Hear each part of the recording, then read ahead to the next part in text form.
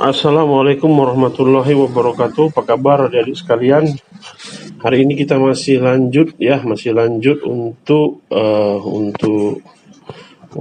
melakukan pencarian yang tentang janganlah kamu. Ya, kemarin udah di surah Al-Baqarah dan Ali Imran dan sudah An-Nisa. Sekarang kita tes di Al-Maidah. Al-Maidah ada 14 ayat ya.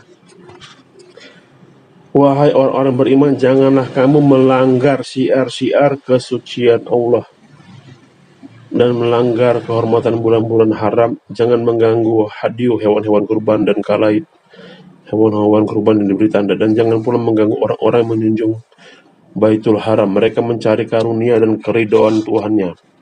Tetapi apabila kamu telah menyelesaikan ihram, maka baru bolehlah kamu berburu.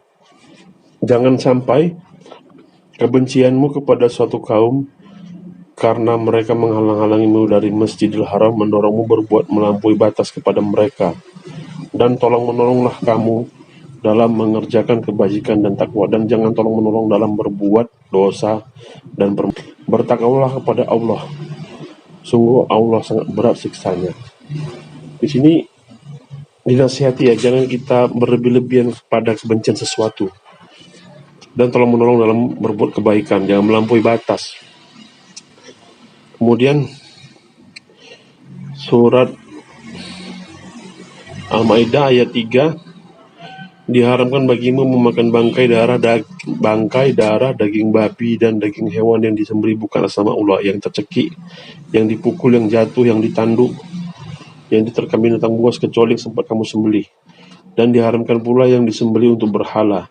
Dan diharamkan pula mengundi nasib dengan azlam, anak panah, berjudi ya, karena itu suatu perbuatan fasik. Pada hari ini orang-orang kafir telah putus asa untuk mengalahkan agamamu. Sebab itu janganlah kamu takut kepada mereka. Kita dilarang takut kepada orang kafir. Akan tetapi takutlah kepadaku. Pada hari ini telah aku sempurnakan agamamu untukmu, dan telah aku cukupkan nikmatku bagimu, dan telah aku ridhoi Islam sebagai agamamu. Tetapi barang siapa terpaksa karena lapar, bukan yang berbuat dosa, maka sungguh Allah Maha Pengampun, Maha Penyayang. Di sini ada kata-kata tetapi barang siapa terpaksa ya. Kemudian, wahai orang-orang beriman, jadilah kamu sebagai penegak keadilan, karena Allah menjadi saksi dengan adil. Dan janganlah kebencianmu terhadap suatu kaum mendorong kamu untuk berlaku tidak adil. Berlaku adillah, karena adil itu lebih dekat kepada takwa, dan bertakwalah kepada Allah. Allah Maha mengetahui terhadap apa yang kamu kerjakan. Ya.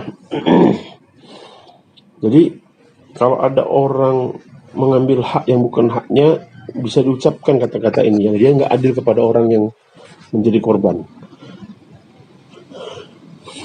Di sini Allah bilang, bertakwalah kepada Allah, sungguh Allah Maha mengetahui terhadap apa yang kamu kerjakan. Jadi jangan coba-coba kita melakukan suatu kebohongan-kebohongan. Wahai kaumku, masuklah ke tanah suci yang ditentukan Allah bagimu, dan janganlah kamu berbalik ke belakang karena takut kepada musuh. Nanti kamu menjadi orang yang rugi. Kemudian Allah berulang-ulang bilang, janganlah kamu takut kepada manusia, tapi takutlah kepadaku. Dan janganlah kamu jual ayat-ayatku dengan harga murah. Barang siapa tidak memutuskan dengan apa yang diturunkan Allah, maka mereka itu orang-orang kafir. Ya. Allah bolak-balik bilang, jangan takut kepada manusia, jangan takut kepada orang kafir. Kemudian di surat Al-Maidah ayat 51, wahai orang-orang beriman, janganlah kamu menjadikan orang Yahudi dan Nasrani sebagai pemimpinmu. Mereka satu sama lain saling melindungi. Barang siapa, jadi di sini dibilang kita nggak boleh menjadikan orang Yahudi atau Nasrani yang di luar Islam menjadi pemimpin. Barang siapa di antara kamu yang menjadikan mereka pemimpin, maka sesungguhnya dia termasuk golongan mereka. Sungguh Allah tidak memberi petunjuk kepada orang-orang zalim. Jadi kalau kita zalim, Allah nggak ngasih kita petunjuk. Kita harus baik. Kalau kita nggak ada petunjuk, kita buta, tuli. Kita buta, peka, tuli, ada dinding di depan kita. Kita harus baik. Dibilang Allah jangan jadikan. Kalau dijadikan, kenapa? Karena mereka sesungguhnya, siapa orang yang menjadikan mereka pemimpin, maka dia tergolong orang-orang itu. Jadi kalau misalnya kita jadi ketua atau jadi kepala, nggak boleh kita milih wakil kita yang non-muslim, yang Nasrani atau Yahudi atau Majusi.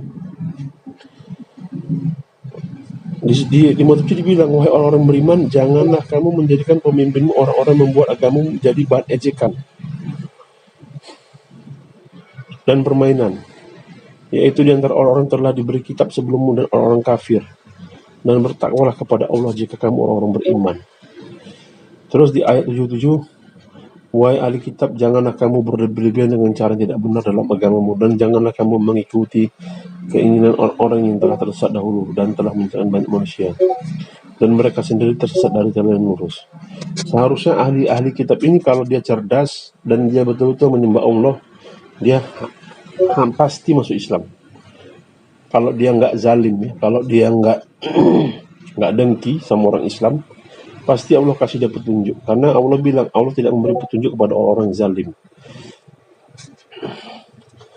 Kemudian ayat 87, wahai orang-orang beriman, janganlah kamu mengharamkan apa yang baik dan yang telah dihalalkan Allah kepadamu, dan janganlah kamu melampaui batas. Jadi kita nggak boleh mengharamkan apa yang halal dan jangan melampaui batas. Sesungguhnya Allah tidak menyukai orang-orang melampaui batas. Mungkin ini termasuk mungkin berlebihan akan sesuatu, ya. Mungkin terlalu banyak makan, terlalu banyak tidur, terlalu royal, terlalu pelit, terlalu cari makan kali sampai lupa sholat. Semua sedang-sedang saja, karena manusia ini punya batasan. Dunia itu artinya batas atau sementara, ya. Ayat 95, wahai orang beriman, janganlah kamu membunuh hewan buruan ketika kamu sedang ihram. Ya. Kemudian ayat 101, wahai orang beriman, janganlah kamu menanyakan kepada nabimu hal-hal yang jika diterangkan kepadamu justru menyusahkan kamu. Jika kamu menanyakannya ketika Al-Quran sedang diturunkan, saya akan terangkan kepadamu. Allah telah memaafkan kamu tentang hal itu, dan Allah Maha Pengampun, Maha Penyantun. Ya. Jadi Allah selalu memperingatkan, habis itu diikuti dengan misalnya Allah Maha Mengetahui, Allah Maha Penerima Taubat, Allah Maha Pengampun. Itu merupakan penyemangat sekaligus ancaman. Jadi kalau misalnya janganlah kalian berbuat zalim, Allah berlaku adillah kalian, itu diikuti dengan kata-kata Allah Maha Mengetahui apa yang kalian kerjakan. Artinya Allah mengingatkan, aku itu Maha tahu segalanya, aku juga Maha Pengampun kalau kalian minta ampun, dan aku akan menyiksa bagi kalian yang membangkang. Ya. Jadi itu dulu, ya. Semoga bermanfaat, dan semoga kita selalu sholat tepat waktu, membaca Quran setiap hari, kemudian istiqomah, amar ma'ruf nahi mungkar, jangan berbuat zalim, berbuat baik kepada orang tua, tetangga, kaum kerabat, anak, istri, pasangan kita.